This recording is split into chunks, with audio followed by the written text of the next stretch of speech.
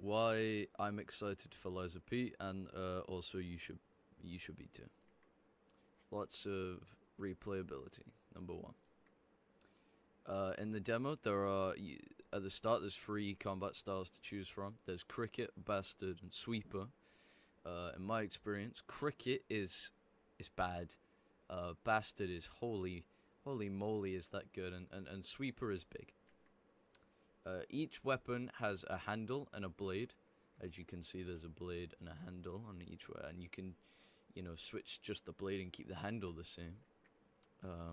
For different ways of fighting, and maybe it'll make the whole experience different. Numero 2, arms. So many arms. The arms, though, in the demo at least, are quite bad, or I'm bad.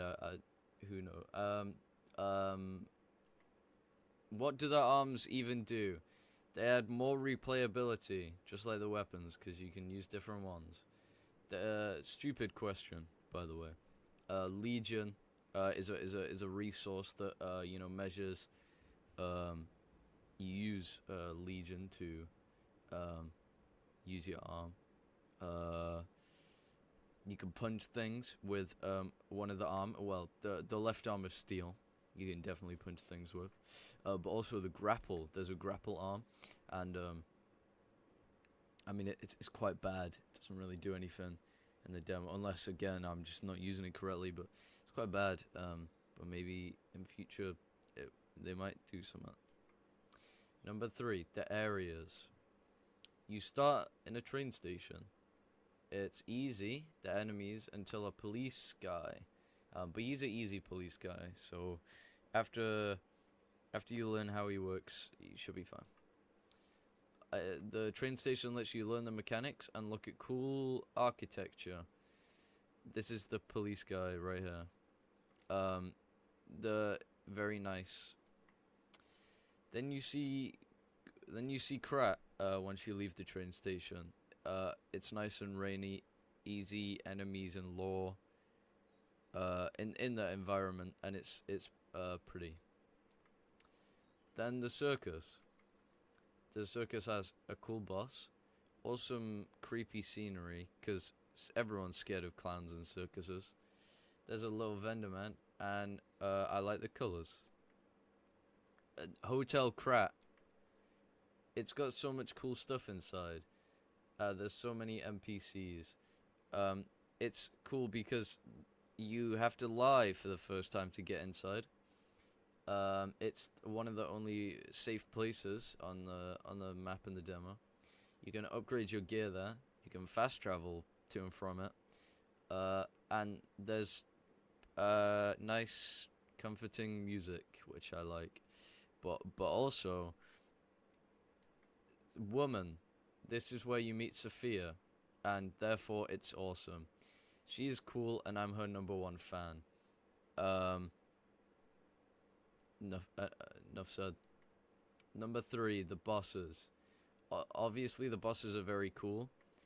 You might be thinking or saying the bosses are easy. Well, shut up. The demo is just the start of the game. This is the demo, I hope, in length, and then the length of the game. Not to scale. What bosses are there in the demo? That's a good question for once. The first one. This guy is the parade master. Why I like him? He's a cool circus guy. He's easy, but in the second phase he ramps up and gets harder. He teaches you about the weaknesses, since you can buy lightning right outside his arena, and the lightning makes the fight a cakewalk. Way too easy. There's cool lore in the environment. You can find like notes that say why he's so big. Hat.